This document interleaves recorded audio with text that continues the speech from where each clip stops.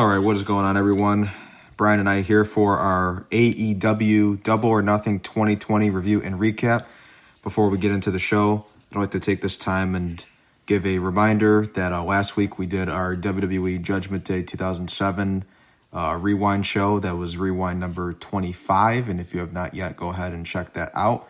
And also for Monday's show, we're going to be having our 26th Rewind, and that is going to be WWE Judgment Day 2008, so be sure to check that out when it drops tomorrow at 11 a.m. Eastern Time. And just a couple quick reminders right there. It's pretty much all I got to say right off the bat. I'm not going to spend too much time with that. So, yeah, here we are, Double or Nothing 2020, second ever Double or Nothing.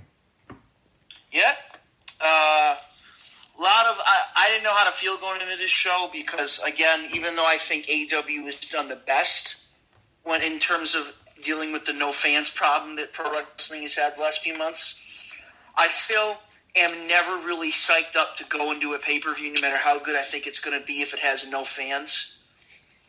So going into this, I was a little bit weary because, as you know, it sucks. It really does to have no fans because the fans, as we've come to realize the past few months, are probably the biggest aspect of pro wrestling.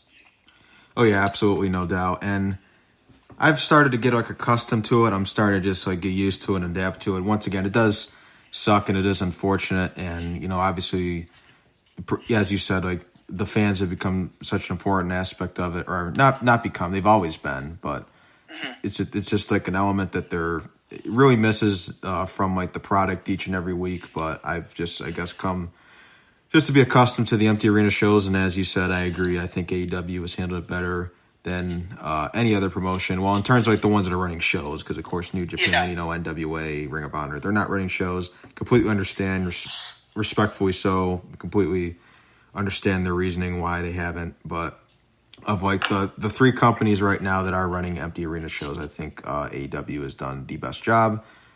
But as you said, I felt kind of the same way. It's once we got closer to the pay-per-view starting, I got a bit more excited.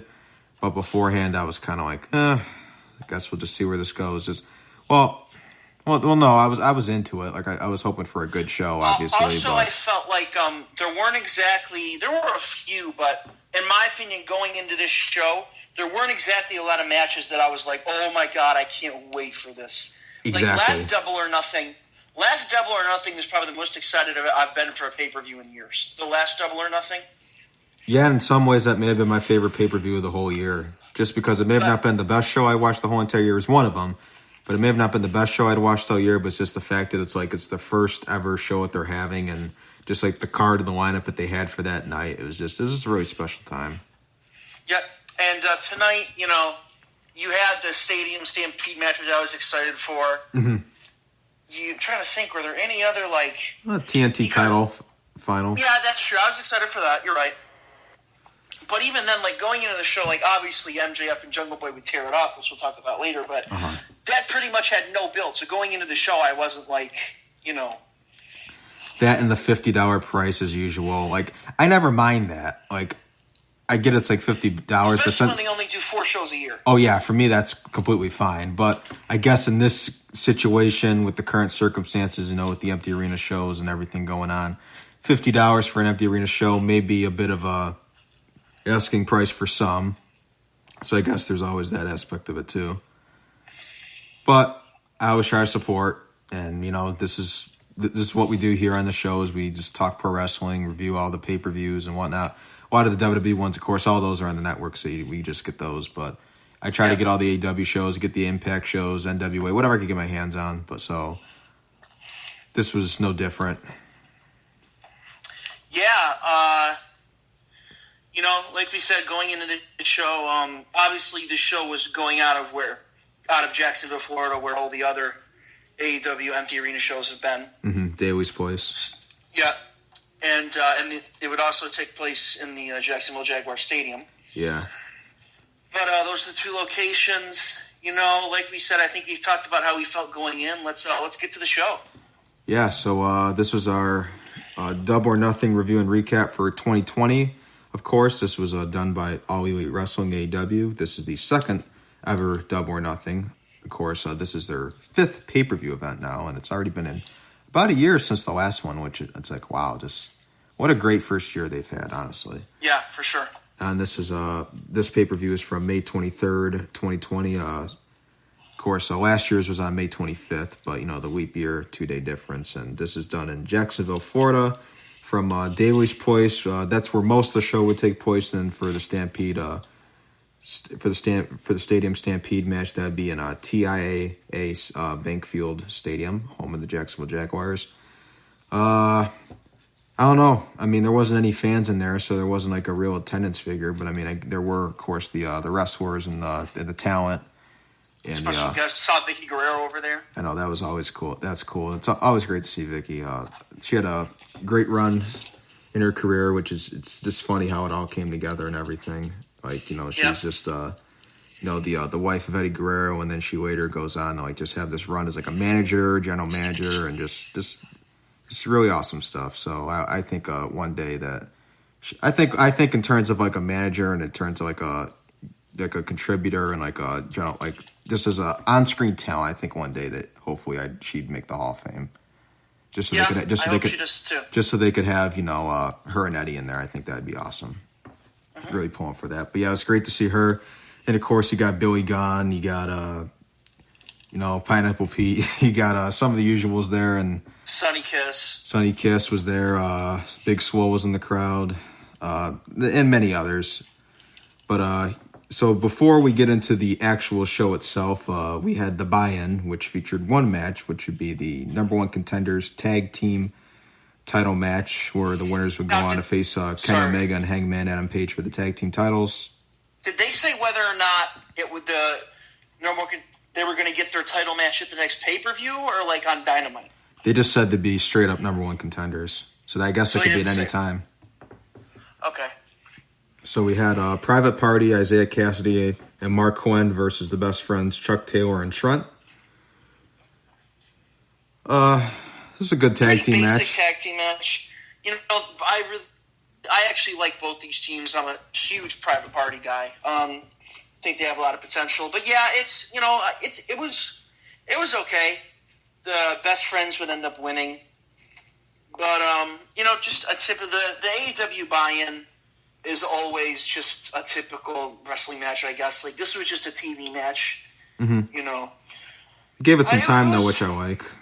Yeah, I always like when they give pre-show matches time, but it was okay, It was how every AEW buy-in match is. It was okay.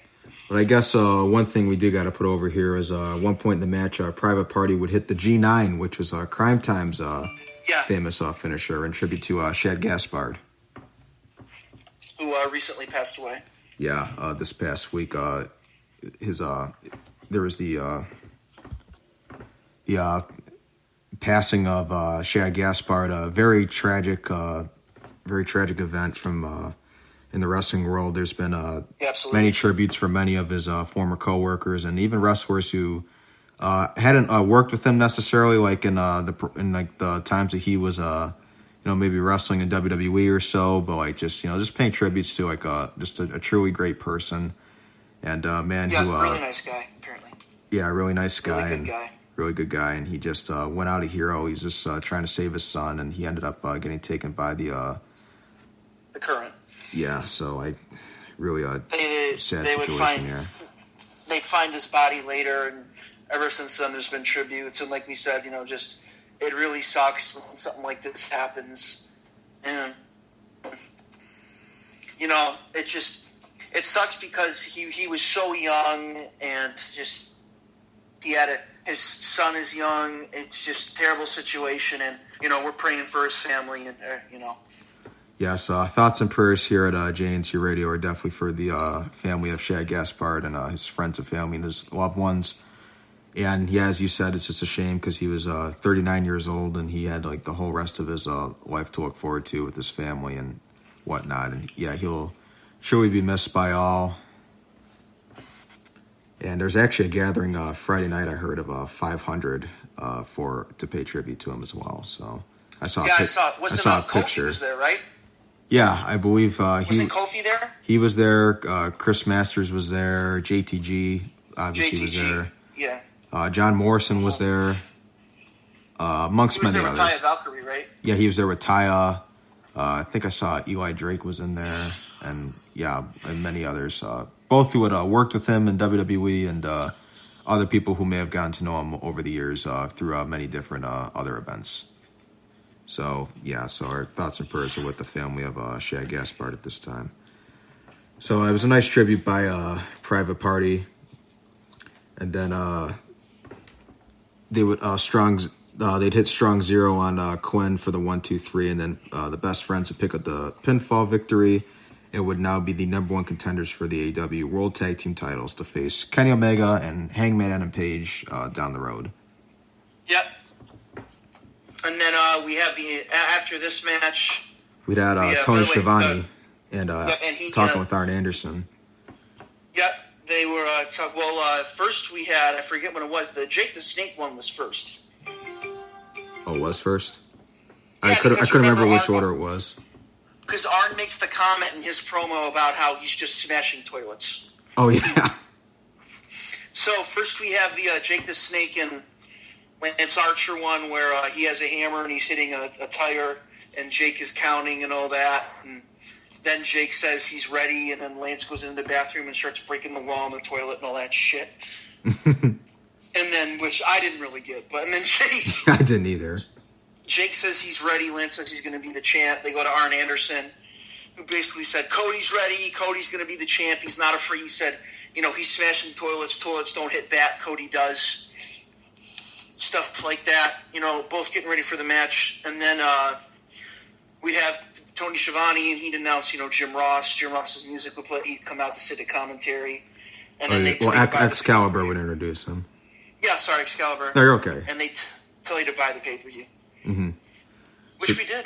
Yeah, which we did, and hopefully many others did as well. That's another thing. The buy rate for this is going to be very interesting. It will be. Don't know. I mean, you would think maybe with it being the empty arena shows and like with the ratings and everything dipping, you would think that maybe they'd see a decline in that. But I don't know for sure, only because UFC, they ended up pulling in like 700,000 buys for their most recent pay-per-view, and I mean, that's honestly, they'd hope for that like on like their best day. So, I mean, I don't know. And I've always thought that, and we'd have some of the participants or people cut promo. Yeah, cut promos. Like Joey Janela said he wasn't supposed to be on the card, but the opportunity came knocking. So he got the call from Tony Khan, and he'd be joining this match. And he said that he was a great choice because he loves ladder matches. Then there's the one with Kip Sabian, who was with Penelope Ford and Jimmy Havoc. And he'd say the ladder matches are in his blood. And everybody's probably wondering if Penelope and Jimmy Havoc will get involved. But he won't say. So, that means yes. Yeah. But Jimmy Havoc would basically say that this match is about Sabian.